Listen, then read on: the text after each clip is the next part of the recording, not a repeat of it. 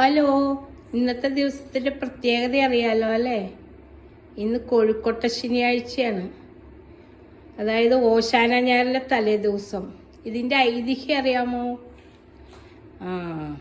നമ്മുടെ യേശു ലാസറിന്റെ വീട്ടിൽ ചെന്നപ്പോൾ ലാസറിന് 2 സഹോദരിമാർ ഉണ്ടായിരുന്നു, മാർത്തയും മറിയവും. അപ്പോൾ യേശു ചെന്നപ്പോൾ തലേദിവസം ചെന്നപ്പോൾ മാർത്തയും മറിയും ഉണ്ടാക്കി കൊടുത്ത ഒരു പലഹാരമാണ്. അതിൻ്റെ ഐതിഹ്യമാണ് ഇപ്പോൾ ഉണ്ടാക്കുന്നത്. എല്ലാവരും ഇത് കൊണ്ടാടുന്നത്. അത് കൂടുതലും വടക്കോട്ടുള്ളവരാണ് കൂടുതൽ ഇത് ചെയ്യുന്നത്. ഇങ്ങോട്ടുള്ളവർ അറിയാവുന്നവർ കുറേ പേര് ചെയ്യിച്ചോ, അത് ഓരോരുത്തരുടെ ഇഷ്ടമാണ് കേട്ടോ. ഇത് അങ്ങോട്ട് വടക്കോട്ടൊക്കെ ഭയങ്കര നല്ലൊരു ദിവസമാണ് ഇന്ന്. എല്ലാവരും ഉണ്ടാക്കും കോഴിക്കോട്ട നമ്മൾ എപ്പോഴും വീടുകളിൽ ഉണ്ടാക്കില്ല. ഇന്നത്തെ കോഴിക്കോട്ടയ്ക്കൊരു പ്രത്യേകതയാണ്. അത് പറഞ്ഞറിയിക്കാൻ പറ്റത്തില്ല. അതിനൊരു പ്രത്യേക ടേസ്റ്റ് ആയിരിക്കും. എൻ്റെ പവർ എന്താണെന്ന് എനിക്കറിയില്ല. പക്ഷെ ഇന്നുണ്ടാക്കുന്ന കോഴിക്കോട്ട ഭയങ്കര ടേസ്റ്റി ആയിരിക്കും. പണ്ട് കുഞ്ഞുനാളിലൊക്കെ നമ്മുടെ അമ്മമാരുണ്ടാക്കി അത് പഠിപ്പിച്ച് തന്നിരിക്കണതാണ്.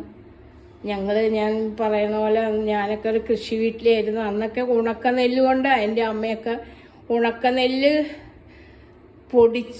അരിയാക്കി പൊടിച്ചിട്ട് ആ പൊടി കൊണ്ടാണ് കോഴിക്കോട്ട ഉണ്ടാക്കി തന്നെ. അത് ഭയങ്കര ടേസ്റ്റ്. ആ ടേസ്റ്റൊക്കെ ഇപ്പോഴും നിൽക്കുന്നു. ആ കോഴിക്കോട്ടയ്ക്ക് ഒരു ചെറിയൊരു പിങ്കിഷ് നിറമായിരിക്കും ഉണക്കനെല്ലായതുകൊണ്ട്. അതിന് ഭയങ്കര ടേസ്റ്റാണ്. അത് ഞങ്ങൾ ഈ ഓശാനയ്ക്ക് ടൈം അറിയാണ്ട് ശനിയാഴ്ച ആയിരിക്കും അന്നൊക്കെ സൺഡേ സ്കൂൾ നടത്തുന്നത്. അപ്പം ഞങ്ങൾ സൺഡേ സ്കൂൾ കഴിഞ്ഞ് ശനിയാഴ്ച വരുമ്പോൾ ഞങ്ങൾ ഗേറ്റ് തുറക്കുമ്പോഴേ ഈ ചെമ്പിൽ ഇത് പുറത്തിരുന്ന് ഇങ്ങനെ കോഴിക്കോട്ടയുടെ സ്മെല്ല്, അതിനകത്ത് അമ്മ ഈ സ്മെല്ല് കിട്ടാൻ വേണ്ടി ആ ചെമ്പിനകത്ത് അമ്മ ഈ വൈനയില ഇടാറുണ്ട്. വൈനയില വെറുതെ ഇങ്ങനെ ഇടുക. അപ്പം അതിൻ്റെ സ്മെല്ലും ഈ കോഴിക്കോട്ടയുടെ സ്മെല്ലൊക്കെ വരുമ്പോൾ ഞങ്ങൾ ഗേറ്റ് തുറക്കുമ്പോഴേ അതിന് സ്മെല്ല് വരും. ആ സ്മെല്ലൊക്കെ ഇപ്പോഴും മൂക്കിലിരിക്കണ്ട കേട്ടോ. അത്രയും ടേസ്റ്റ് ഇപ്പം ഞാനൊക്കെ ഉണ്ടാക്കി ഇപ്പൊന്നും കിട്ടില്ല. അതൊരു കാലം, അതൊക്കെ കഴിഞ്ഞു പോയി. ഞാനൊന്ന് ഓർപ്പിച്ചെന്ന് മാത്രമേ ഉള്ളൂ. അപ്പം അത് ഉണ്ടാക്കുന്നത് എല്ലാവർക്കും അറിയാം, ഒരുമാതിരിക്കാർക്കൊക്കെ അറിയാത്ത പിള്ളേർക്ക് ഞാനൊന്ന് കാണിച്ചു തരുന്നത്. അതിന് കുറച്ച് ഇൻഗ്രീഡിയൻസ് വേണം. ഞാനത് പെട്ടെന്ന് ഉണ്ടാക്കിയെടുത്താണ്. ഞാൻ ഓരോന്ന് കാണിച്ചു വരുമ്പോൾ സമയം പിടിക്കും. അതുകൊണ്ട് ഞാൻ റെഡിയാക്കി വെച്ചാണ്. നമ്മൾ തേങ്ങ ചിരണ്ടിയിട്ട് ശർക്കര വിളയിച്ച് തേങ്ങയും ശർക്കരയും ഏലക്കായും ജീരകവും പൊടിച്ചും ഒക്കെ അതിനകത്ത് ഇട്ട് വിളയിച്ചെടുക്കണം. പിന്നെ അതിനകത്ത് നട്ട്സ് ഇടണം, നല്ലതാണ്. ബദാം ഉണ്ടെങ്കിൽ ബദാമൊക്കെ ഇത്തിരി ഇടണം, നല്ല എള്ളുണ്ടെങ്കിൽ നല്ല. അതിലൊക്കെ കൂടി ഇട്ട് മിക്സ് ചെയ്താൽ കുറച്ചുകൂടി ടേസ്റ്റ് കിട്ടും കേട്ടോ. പണ്ട് ബദാമൊന്നും ഇടാറില്ല. വെണ്ടയ്ക്ക ഇടുന്നത് തേങ്ങയും ശർക്കരയും മാത്രമേ ഉള്ളൂ. പിന്നെ ജീരകവും ഏലക്കായും. ഇപ്പം നമ്മൾ ഇച്ചിരി കൂടിയൊക്കെ ടേസ്റ്റ് കൂടാൻ വേണ്ടി ഇതൊക്കെ ഇടുന്നതാണ്. അപ്പം ഇതൊക്കെ ഇട്ട് ഞാനത് റെഡിയാക്കി വെച്ചിട്ടുണ്ട്.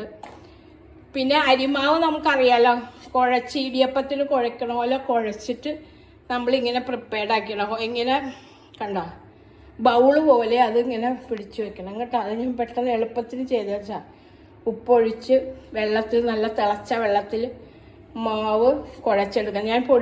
ഞാൻ അരി കഴുകി പൊടിച്ചെടുത്ത മാവാണ്, പൊടിയാണ്. അതുകൊണ്ട് കഴുകിയത് കൊണ്ട് നല്ല മയമുള്ള പൊടിയാട്ടോ. നല്ല ടേസ്റ്റ് ഉണ്ടാവും അതിന്.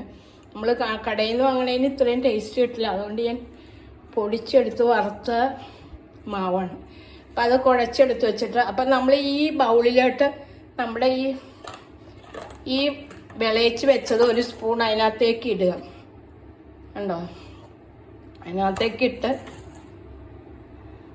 അതങ്ങോട്ട് ലോക്ക് ചെയ്താൽ മതി. അങ്ങനെ നമ്മൾ ഓരോന്നും എടുത്ത് അങ്ങനെ ചെയ്താൽ മതി കേട്ടോ. ഇതിനകത്ത് എടുത്ത് ഇങ്ങനെ ഇട്ടാൽ മതി. ഇട്ടിട്ട് ഇത് ലോക്ക് ചെയ്യണം. ലോക്ക് ചെയ്ത് നമ്മൾ പെട്ടെന്ന് തന്നെ ഇത് ലോക്ക് ചെയ്തിട്ട് അങ്ങനെ ഇതേപോലെ എല്ലാം ഉണ്ടാക്കിയെടുക്കണം കേട്ടോ. പെട്ടെന്ന് നമുക്ക് ഈസിയാണ്, പെട്ടെന്ന് ചെയ്യാൻ പറ്റും. അതെടുത്ത് ലോക്ക് ചെയ്തിട്ട് നമ്മൾ അപ്പച്ചെമ്പിലും എടുത്ത് പുഴുങ്ങി വെക്കണം. അപ്പോൾ അത് ഞാൻ പുഴുങ്ങാൻ വെച്ചിട്ടുണ്ട്. പുഴുങ്ങാനായിട്ട് വെക്കാൻ പോവാണ്. അപ്പോൾ കുറച്ച് സമയമുണ്ട്, 5 മിനിറ്റ്. അത് ലോക്ക് ചെയ്ത് നമുക്ക് വെക്കാം കേട്ടോ. ശരി, ഓക്കെ.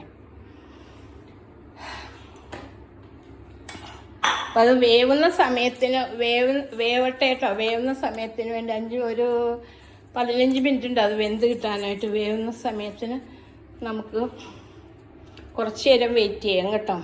അപ്പം ഞാനിപ്പോൾ പള്ളിയിൽ പറഞ്ഞ പാട്ടൊക്കെ ഒന്ന് ചുമ്മാ ഒന്ന് പാടി നോക്കട്ടെ. നാളെ പാടുന്ന പാട്ട് ഓശാനയ്ക്ക് പാടാൻ നമ്മളെല്ലാവരും പാടുന്നതല്ലേ, കുഞ്ഞുനാളിലൊക്കെ പാടിയ ഓർമ്മകളൊക്കെ ഇപ്പോഴും മനസ്സിലുണ്ട്. യെരൂശലേമിലെ വന്മലമേൽ ഓരുകിലെന്നെ ആരേറ്റി കരവാഹനനായി പുരി പോകും പരസുതനെ ഞാൻ കാണുന്നു. ഓശാന ഓശാന ദാവീദാത്മജനോശാന ഓശാന ഓശാന ദാവീദാത്മജനോശാന. നിബിയന്മാരുടെ തിരുവിഹവം നടകൊള്ളും പുരോഭൂവിൽ നിബിയന്മാരുടെ തിരുനിവാഹം നടകൊള്ളും പുരോഭൂവിൽ സ്ലീഹന്മാരുടെ ദിവ്യഗണം പിന്നണി ചേർവരും നല്ലോ. ഓശാന ഓശാന ദാവീദാത്മജനോശാന ഓശാന ഓശാന ദാവീദാത്മജനോശാന. യെരൂശലേമിലെ വന്മലമേൽ ഓരുകിലെന്നെ ആരേറ്റി ഓശാന ഓശാന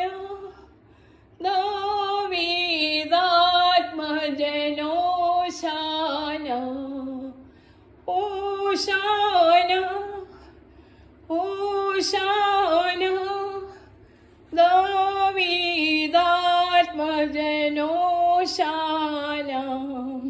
നമ്മുടെ കോഴിക്കുട്ട ഇപ്പോൾ വെന്തിട്ടുണ്ടാവും കേട്ടോ, കാണിച്ചു തരാം.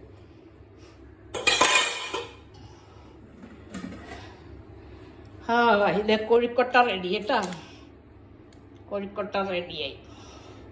ഓക്കെ, പെട്ടെന്ന് ശരിയായി കേട്ടോ. ഇതാണ് കോഴിക്കൊട്ട. അവനെ പൊട്ടിച്ച് കാണിച്ചിട്ടെ. മധുരം എങ്ങനെയാണെന്ന് ഞാൻ തിന്ന് നോക്കിയില്ല. പിന്നെ ഇതിൻ്റെ സ്വാദമൊന്നും പറയാൻ പറ്റില്ല കേട്ടോ. നമ്മൾ